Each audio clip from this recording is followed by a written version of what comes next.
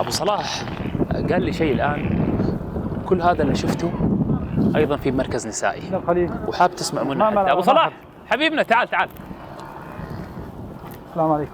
الله يديك العافية. إيش قلت لي قبل شوي أنت؟ قلت لك في عنا نحن ما عدا فريق الشباب المتطوعين، في عنا متطوعين إناث. نعم. مراكز أو نقاط نسائية. نقاط نسائية نعم. ولها دور مقارب من الأدوار اللي تسووها؟ لها دور كبير جدا جدا. من أدوارها هي تقديم الخدمات النسائية داخل المركز، تفقد المخيمات للإناث حصرا والأطفال، جولات على المخيمات. في حال حدوث أي طارئ ممكن يشاركوا فريق الشباب بعمليات الإنقاذ. إن كان في بيت حريق أو غيره أو كذا، كان في نساء فمهمتهم هن إخلاء النساء. ما عدا يعني لو في حريق نساء هم يدخلوا. إذا في حريق بيت وفي ممكن نساء أو جثة امرأة، ممكن هن يدخلوا يطالعوا هي الجثة، يعني حفاظا على حرمة النساء. حرمة النساء. ممكن نزورهم؟ ممكن نزورهم. طيب توكلنا على الله.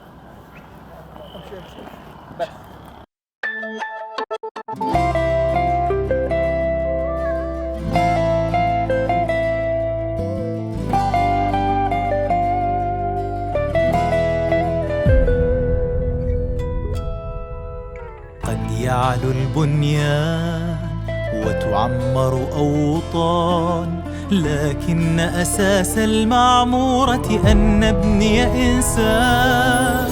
ذاك هو العمران، أن تبذل ما أمكن دوما، أن تبني أملا وسلاما، أن تنشر حبا إلهاما. ذاك هو العمران، بقليل أو حتى بكثير، ما دامت نيتنا للخير الكل يساهم في التغيير. ذاك هو العمران، النعمة لا تبقى قد ترحل يوما، إلا بالشكر تزيد لنهنأ دوما. أنت المضمون لكونك والعنوان، أنت العمران.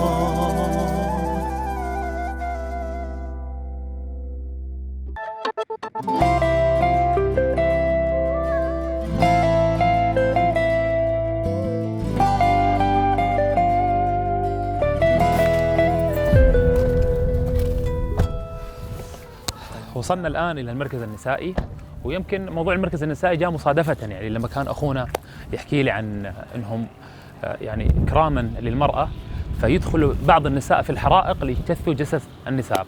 نتعرف عليهم وأعتقد دورهم راح يكون كبير إن شاء الله. تفضل. بسم الله. السلام عليكم. يا الله، كيف حالكم؟ إن شاء الله طيبين. الله يكرمكم إن شاء الله. إن شاء الله. كيف أخباركم؟ خير وعافية إن شاء الله. ما شاء الله. بس العادة إنه هذه المهن أنت تتكلم عن دخول تحت الأنقاض وإنقاذ أرواح، مهن صعبة. إيش اللي أجبركم على هذه المهن؟ والله بصراحة من كثر ما شفنا نحن الكوارث وهالنساء عم تستغيث فينا وعم تبكي، وأطفال يعني تحت الأنقاض، بصراحة يعني حالة إنسانية. نحن عمل إنساني نحن طبعا يعني قمنا فيه، وتطوعنا مثلا للدفاع المدني بس مشان النساء اللي عم نشوفها عم تنادينا وعم تصرخ وعم تبكي انه بس حدا ينقذني، بس حدا يشدني من تحت الانقاض. مشان هيك نحن جينا على الدفاع المدني مشان ننقذ هالنساء الموجودات بمجتمعنا من الكوارث. وانتم متطوعات؟ متطوعات والحمد لله. هذا العمل ما جينا لا مشان مصاري ولا مشان شيء، بالعكس عمل انساني بحت. يعني نحن ما سائلين عن مصاري ابدا، نحن مشان العمل الإنساني. النساء بتعرف هون بمجتمعنا يعني ما بفضلوا إنه رجل يلمسها أو مثلا يمسك إيده يطالعها، لا نحن وجدنا هون مشان نساعد الشباب معهم إيد بإيد بالدفاع المدني. طبعا أغلب البنات عندهم قصص وكوارث. أكيد اللي فقدت أخوها، اللي فقدت أنا أول الناس أخي كان تحت الأنقاض وتوفى، يعني ما حدا لحق يشيله من تحت الأنقاض وتوفى صراحة. يعني هي القصة كتير تأثرت فيها، مشان هيك يعني أنا حطيت ببالي إنه خلص رح أطلع ساعد الناس، رح أطلع ساعد النساء المحتاجة لأنا. كان نازل عليهم صاروخ.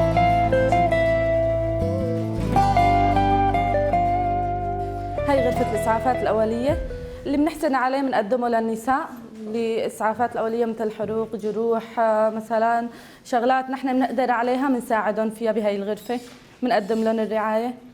هذه الإمكانيات بس اللي قادرين عليها؟ نعم. هذه إمكانياتكم الموجودة؟ الإمكانيات الموجودة اللي بنحسن عليها نحن بنساعد النساء فيها بهالمنطقة هاي، بما أنه ما عندهم هون لا مشفى ولا مراكز طبية غير هذا المركز اللي نحن هلا أسسناه. رغم وجود الإمكانيات اللي هي تعتبر بسيطة مقارنة باقي المناطق، ولكن وجود مركز دفاع مدني نسائي هذا بيعطي نوع من الأمان، بيعطي نوع من الاستقرار. تمام. يعني الدفاع المدني موجود بكل مكان، القوى البيضاء موجودة بكل مكان، حتى على مستوى العمليات النسائية موجودين.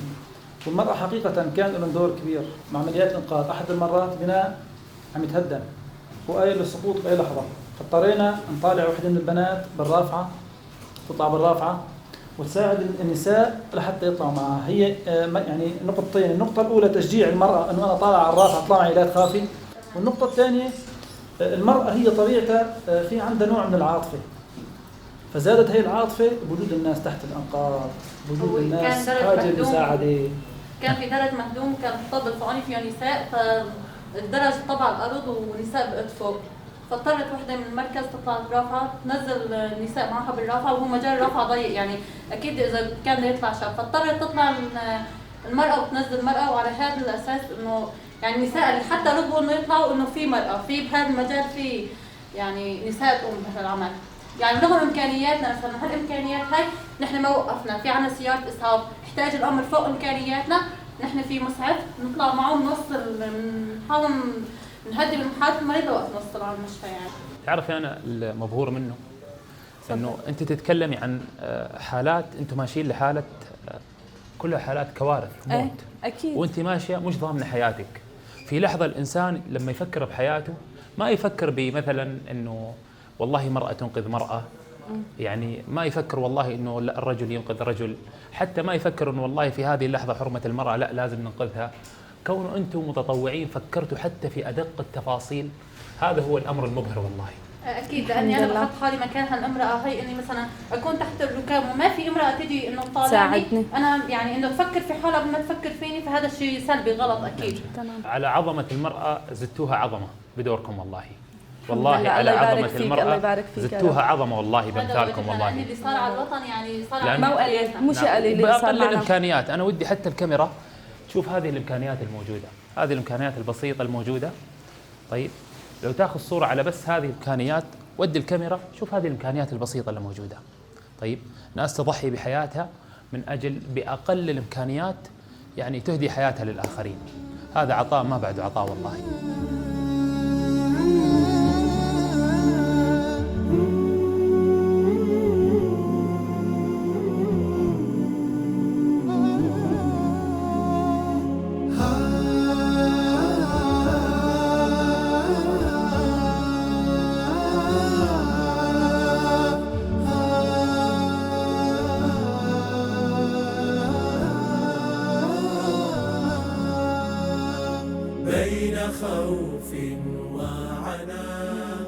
وأنا رسالتي يعني إذا يعني للمنظمات الموجودة في كثير من الدول، يشهد الله أنا عايشت أخواتنا وأخواننا في الخوذة البيضاء، ووالله ما شفت نموذج للعطاء مثل هذا النموذج. وكنت أتألم وأنا أمشي معاهم على قلة الإمكانيات الموجودة. أنا أمشي لدول مستقرة وأزور الدفاع المدني، أرى كم الإمكانيات المبهرة في مجتمعات مستقرة وقد لا تستخدم لسنوات، لدرجة أنه بعض المناطق تفضي المياه الموجودة وتتخلص من المواد اللي موجودة، وهي أصلا مواد يعني بس للحاجة الزائدة نتيجة وجودها وتراكمها لحاجة زائدة، ما بالك هؤلاء بأقل الإمكانيات. فهذه رسالة من القلب لواقع أنا عايشته، وموطن هو موطن الحوجة الحقيقية. أي منظمات الدفاع المدني على مستوى العالم، أنه دعم هؤلاء، دعم إخواننا في الخوذة البيضاء وفي الدفاع المدني، والله هو موطن العطاء الحقيقي وموطن الخير الحقيقي. هم قالوا ومن أحيا فكأنما أحيا الناس جميعا. فبمساهمتكم إن شاء الله وبمساهمة أي شخص ولو برسالة ولو بدعم كمنظمة أو غيرها، أنا أعتقد هو يساهم في إحياء هذه النفس وفي تعظيم رسالة هؤلاء الشباب وأخواتنا. بارك الله في جهدكم إن شاء الله. بارك الله. أنت العمر. شباب علي، وصلنا نحن بمرحلة هون داخل هاي المناطق بسوريا، الناس اللي موجودة برا تفكر أنه كيف الشعب السوري عايش، لا مي لا كهرباء لا طرقات لا صحة لا أي أمر تاني. نفس الشعور صار عنا نحن باتجاه الناس الموجودين برا بالبلدان المستقرة. هدول شلون عايشين؟ يا شلون عم يروحوا يرجعوا على المدرسة؟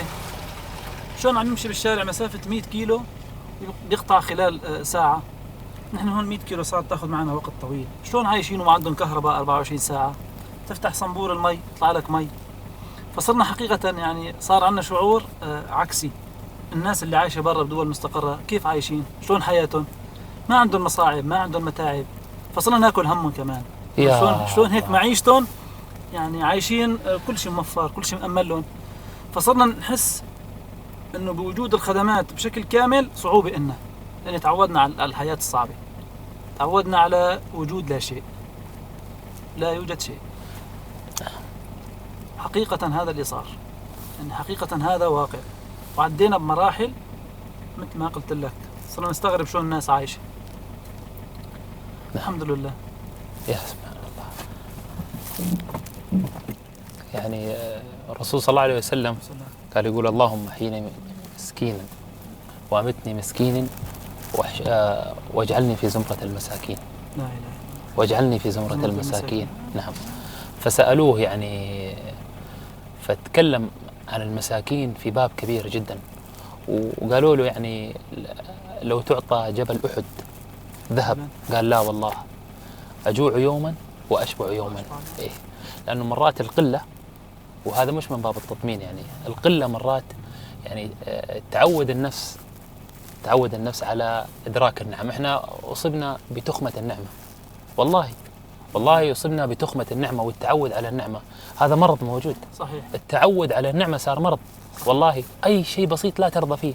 الكهرباء قطعت دقائق ننبهر ونختلف وغيره، وانتم عايشين على هذه الحياة وتعطوا فوق هذه الحياة. الحمد لله. فوالله انتم انقطعت كل السبل، بقي سبيل الأمل.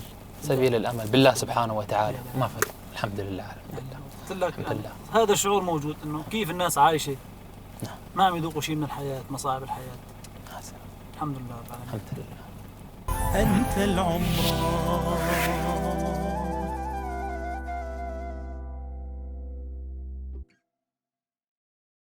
طبعا من أعظم أعمال الدفاع المدني خوذ البيضاء هي التوعية بالحرائق في المخيمات. الآن أنا لابس اللبس الكامل، وإن شاء الله حنعيش تجربة عملية مع الشباب في كيفية إطفاء الحريق، وهذا يوضح دورهم الكبير وهو التوعية بعد ما كثرت واكتظت كثير من الخيم بالحرائق وتكررت هذه الظاهرة.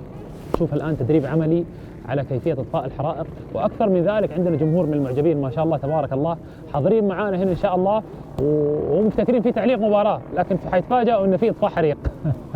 اليوم بدنا نتعلم كيف نستخدم طفايات الحريق اليدوية في إطفاء الحرائق الصغيرة. طبعا لا نستطيع استخدام هذه الطفايات للحرائق الكبيرة. وحتى نطفي الحرائق بهالاسطوانه هي، نحن دائما اي مشروع او اي شغله بنشتغلها نحن دائما بنحط قدامنا النجاح او الوصول الى الهدف. وكلمه نجاح فينا نستخدمها نحن باستخدام هالطفاي هي او كيف التقدم باتجاه الحريق. وليكن حرف النون نقوم نزع صمام الامان. حرف الجيم من كلمه نجاح جهة الخرطوم أو الجهة اللي بدي أتجه فيها باتجاه النار. الحرف الألف هو الحرف الثالث من كلمة نجاح، هو الاتجاه مع الهواء. أما الحرف الرابع حرك الخرطوم يمينا ويسارا عن طريق التكنيس أو بشكل دائري. يا سلام. وهيك بننتهي نحن من الطفاي. ولما بدنا نرجع من الحريق يا أخوي سوار، لما بدنا نرجع النار غدارة، اصولا نحن ما ندير ظهرنا نهائيا حتى ولو طفت النار، من نرجع بشكل الى الخلف وعيننا باتجاه المكان اللي طفيناه، لان باي لحظه ممكن ترجع تشتغل النار. يا سلام. انا ودي اعلق على امر مهم جدا. طبعا اخونا ابو عبد الرزاق اتكلم عن امر مهم جدا. هم دائما يعملوا توعيه في المخيمات، فالناس ما تفهم كثير في التفاصيل، فهم ربطوها بكلمه نجاح. ببساطه كلمه نجاح حولوها إلى نموذج عملي، لأن هي الأسهل لكي يتذكرها أي إنسان يحاول أن يطفئ خيمة أو يطفئ حريق. طيب الآن حنبدأ عملي. إيه طبعا. طيب نبدأ بسم الله. قبل ما نبدأ عملي أستاذ سوار، نحن لازم ناخذ تدابير الامن والسلامه، لان نحن اهم شيء انه يكون نحن بامن وسلامه لحتى نحسن نطفي الحريق اللي بدنا نشتغل فيه. اما اذا بدنا نجي بشكل عشوائي لا نستطيع ابدا نهائيا انه نحسن نطفي الحريق. ولحتى نطفي للحريق اول شيء لازم ناخذ جهه الرياح، نجي مع جهه الرياح باتجاه الحريق حتى نكون انا والرياح على النار وليس النار والرياح علي. أيوة. هي اول شغله. الشغله الثانيه لازم اخذ مسافه امان من 3 امتار ل 5 امتار كتدابير امن وسلامي لإلي، لان باي لحظه ممكن الهواء يكون يغير اتجاهه باي لحظه وتيجي النار عليه تاثر عليه. لذلك لازم اخذ تدابير امن وسلامي من 3 ل 5 امتار واجي مع جهه الرياح. ما شاء الله. وهيك بنطفي الحريق. طبعا جهه الخرطوم بده يكون على قاعده النار مع تحريك يمين بشكل دائري او بشكل تكنيس. ليش التحريك بشكل دائري؟ بشكل دائري مشان ياخذ اكبر كميه، خاصه انه نحن بالجو الفاضي، نحن بالخلا موجودين. اما هي لما بكون بمكان مغلق مجرد ضربتها انت هيك بتاخذ المسافه. يعني اذا كانت في الهواء الطلق لازم تاخذ الشكل الدائري. وحتى بالمكان الثاني بناخذها هيك بحيث انه تاخذ مسافه كبيره معنا. اما اذا خليتها بجهه وحده بكون الاتجاه البودره الطالعه بجهه وحده فقط. اما اذا عملتها بشكل دائري تاخذ كميه كبيره او مساحه كبيره من الحريق ممكن تغطيه يعني وتطفيه. نعم، هذه النصائح انت حتى توجهها لاي انسان. لاي انسان، ونحن بحملات التوعيه اللي عندنا دائما حتى بنشرح لهم بالتفاصيل اكثر من هيك بكثير، يعني لو في معنا مجال نحكي تفاصيل اكبر من هيك بكثير. نعم. بس هلا كون الوقت ضيق عم نحكي بهالتفاصيل وهي ضروريه ومهمه، يعني لا يستطيع اي شخص يجي يمسك اسطوانه البودره ويجي يطفي. هلا اي واحد اذا ما حكينا هالمعلومات اللي اعطيتك اياها انا بيجي اي واحد بيشتغل بشكل عشوائي. اما لما بياخذ المعلومات بيكونوا بسيطه جدا تسبب حرقه، مثل موضوع الرياح، عدم التحريك بصوره. نعم اخوي سوار. طيب نبدا عمليا؟ بنبدا عمليا. يلا بسم الله. حط الضوء.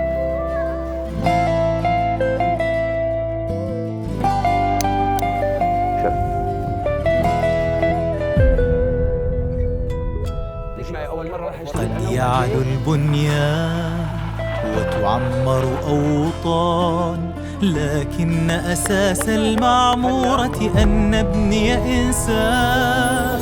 هذا هو العمران، أن تبذل ما أمكن دوما، أن تبني أملا وسلاما.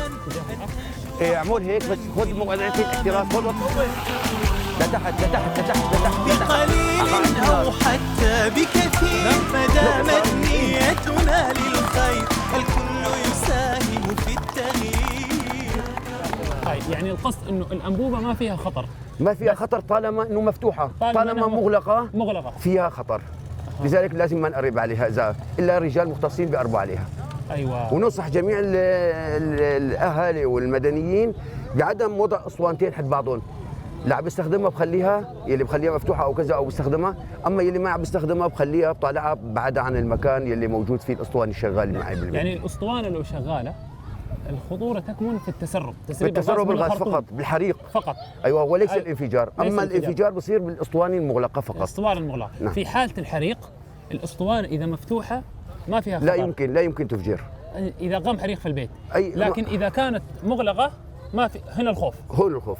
هيك هلا راح نشغل الاسطوانه قدامنا هون. في عده طرق لاطفاء الاسطوانه. نعم. وسهلات جدا وموجودات في كل منزل طريقه الاطفاء تبعهم. يعني مو ضروري يكون عندي اسطوانه بودره، مو ضروري يكون عندي ماده رغويه لحتى اطفيها او كذا. نعم. يعني بحي الله قطعه من البيت ممكن استخدمها وطفيها. وهلا راح نشوف عمله شلون بدنا نطفيها بقطع صغيره وقليله ومن محتوى المنزل. طيب. في كل منزل. طيب. هاي الاسطوانه اخي سوار ممكن بكل رواق لما ما بكون عندي خوف وبعرف انه ما راح تفجر، بعد ما اخذت المعلومه انه ما تفجر اذا كانت مفتوحه، بيجي بكل رواق بشكيره بايدي، خرقه بايدي، بحي الله شيء بشكير اي قطعه بسيطه، اي قطعه بلا بمي وبجيبها لهون وبعدها من بعكس النار. انتبه، النار مع النار انا جاي. ايوه، مو بعكسها من هناك بنحرق، وبيجي بسكرها بكل رواق لتحت. سكرت وخلاص. اذا كان في بالامكان انه سويها، اما هلا انا بخاف يا اخي بجوز تنحرق ايدي، بجوز كذا، بجوز يكون مره الموجوده بالبيت ما بتحسن او ما تستجر تقرب على النار. هالاسطوانه قدامي ما بستجر اقرب عليها، بالاحرام باخذه كدرع قدامي بحيث انه ما تجيني النار. ومبلول طبعا، ويكون مبلول بالماء، لازم مبلول. يا سلام. جيب سطور المي كنت عليها مي يا سلام. وهيك بردها برد. للاسوان. يا سوار اسع بهاي بشكيري بالارض على هاي بس ثواني بس خليني لك. بيجي طاير هيك بلب مي وسكرها يا هيك سلام. ضربه يعني بسيطة، ضربة بسيطة. ضربه بسيطه وبيجي بسكر فورا الجرة. ليش؟ مشان ما يتهرب الغاز وينتشر بالمكان. طبعا هذه من أهم المعلومات اللي شرحها، لأنها هي معلومات بسيطة جدا، وأنا إلى أن كان يشرحها كنت جاهل تماما عن هذه المعلومات. النعمة لا تبقى قد ترحل يوما إلا بالشكر تزيد لنهنأ دوما.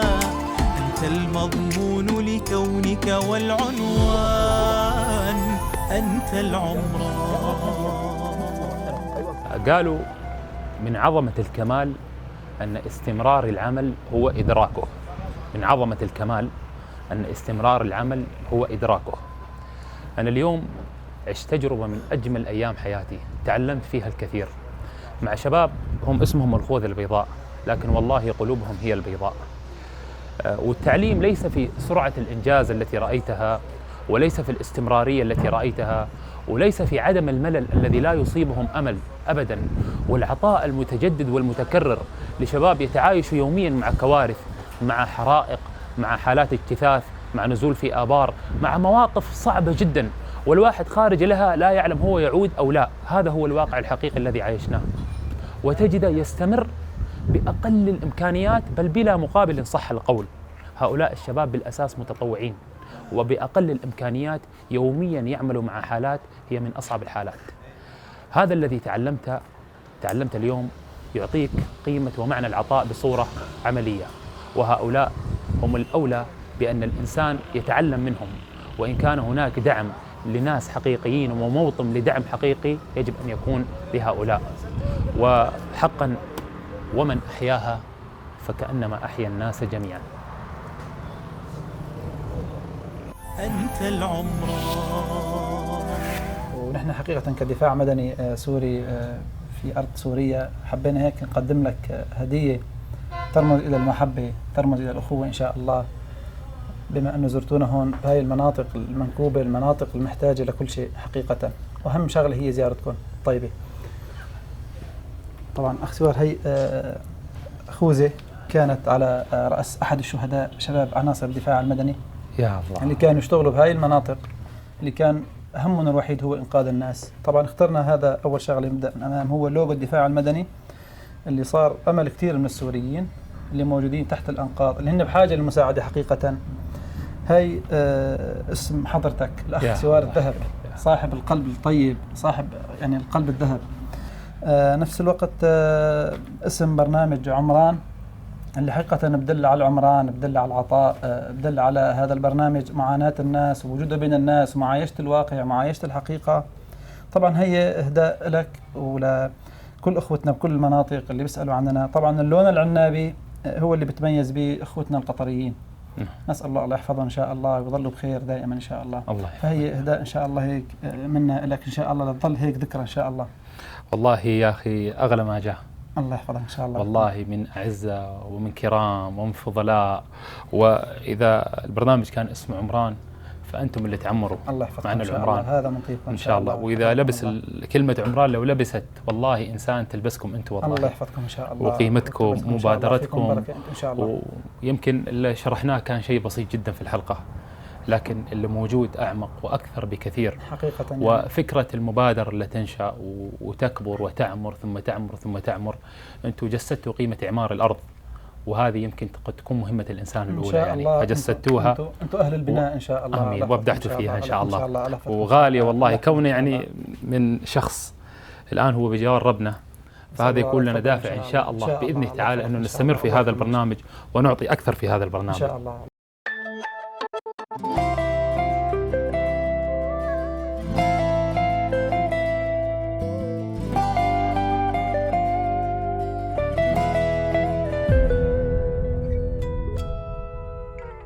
يعلو البنيان وتعمر أوطان، لكن أساس المعمورة أن نبني إنسان.